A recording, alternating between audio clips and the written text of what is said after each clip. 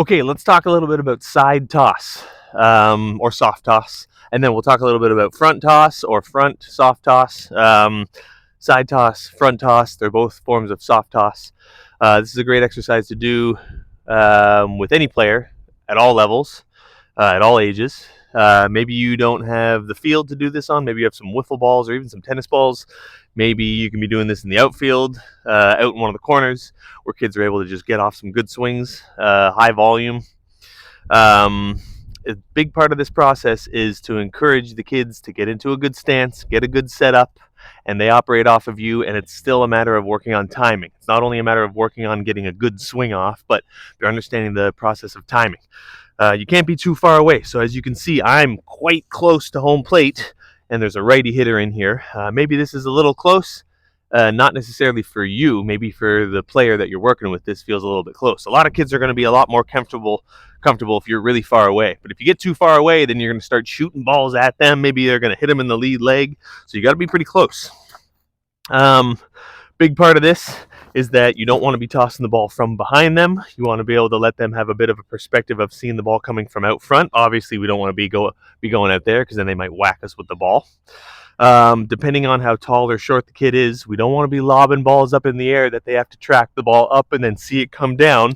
It's a short process, this entire thing. So what I want you to do is encourage them to get in their stance, wait until they're ready. Don't talk to them and tell them things and get them set up and then all of a sudden toss the ball out there and expect them to get a good swing off.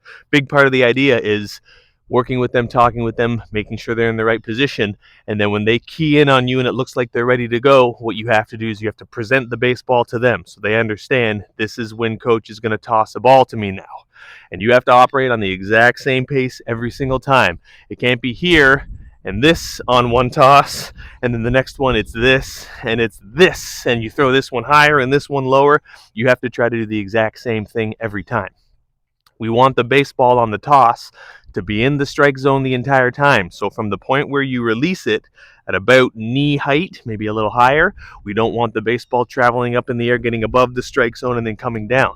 So the toss is actually very short, but our player has the ability and the opportunity to react quite quick. So the second you start moving back, they ought to kind of start loading up and getting ready to go. It's not a matter of takes a long time and they got to wait, and then the ball is in the air and then they start their move. They are starting their move at the exact same time that you start your move. Toss can't be too high. A good kind of quality rep, tossing right to the front of the plate would look something like this. Okay, players ready. We have them in a good stance. We have them in a good setup. We present the ball. We see them key in on it, and it's the exact same move every single time. That doesn't look like it's very high, and it might feel to you and to your player like you're not giving them much of an opportunity to get a good swing off. But in actuality, if you prepare them for this and work at this over and over and over again, they start to understand that just as long as they begin their move now, there's plenty of time for them to get off a good swing.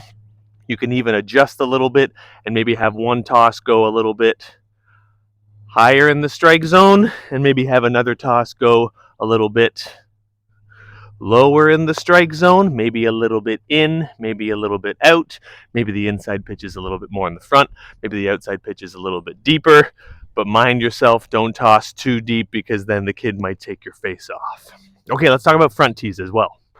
Okay, so for front toss, very similar process to side toss. You're going to do what you can and do what you need to do to put your player in a good position, get them in a good stance, get them in a good setup, wait till they're ready, present the baseball to them, and then you're trying to operate in the exact same speed and the exact same pace every time because they're trying to sync up with you.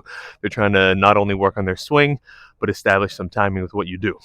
Something to keep in mind, an important part of this. I am not that far away here. This is an underhand front toss, so maybe home plate from where you are right now. Not sure if you can see the front edge of the plate, but I got you guys set up right on home plate. This is maybe 12 feet away. Maybe it's not even 15 feet. Maybe it's not 10 feet, but maybe it's 12 feet. I got a bucket and I got a bag of balls, and I'm behind an L screen. You don't want to use a hitting screen for this because it's going to give a lot and you might get whacked in the face. I have the entire screen set up a little bit on the first base side because I'm going to be tossing from here kind of as a righty, which is going to give them a little bit of a perspective of the ball coming from this side. But you don't want the screen right in the middle and then you tossing from way over here. We're putting the kid in a disadvantaged position where they kind of have to track the ball coming from behind them. Just the same, if I were to spin this screen around and be a lefty, I don't want to be tossing from way over here. We want to kind of have them have the perspective of the balls coming right through the middle. Similar to what I was saying with side toss, we don't want to be tossing the ball way up. This is a little bit more challenging as a coach because you really got to think about the ball moving on a good, solid, low pace. It's almost like you're underhand tossing a line drive. Stay behind the screen. Don't lean out here and toss the ball. You could get whacked.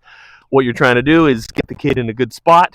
They have their stance. They're ready to go. They're working on that thing or two that you were talking about. They're ready to go. You can see them key in off of you, and what you're going to do is you're going to present the baseball to them. Rather than winding up behind the net, try to set it up so that they can see the ball the entire time. They can kind of lock in on it. We want the toss to be nice and low, kind of like a line drive, similar to the side toss. What we want them to be able to do is right when you start, they start. So this toss isn't going to help them out that much at all. If you're here and all of a sudden you come back and it's a big old high toss, they're not going to have to work with you and establish timing the way they would as a hitter. They're going to be able to let you toss the ball and then do all the things they need to do that might result in them kind of leaning back, looking up, collapsing, and not getting off that best swing that they want. So the idea is it's a nice low line drive toss that we're trying to shoot right through the middle of the plate. Starting here, our kid is ready. He's locked in on you. Back, forward. Nice low line drive toss. Maybe that one's a little bit inside, and if you get good at it, maybe you can even start to work on the outside corner a little bit more. Mixed into this, if we want to go a little bit more advanced, you can start to adjust the pace with which you toss those pitches. Now, not too much. We can't go too slow, because if you go too slow, you're going to have to really lob it up there, and it's going to take a long time to get in there.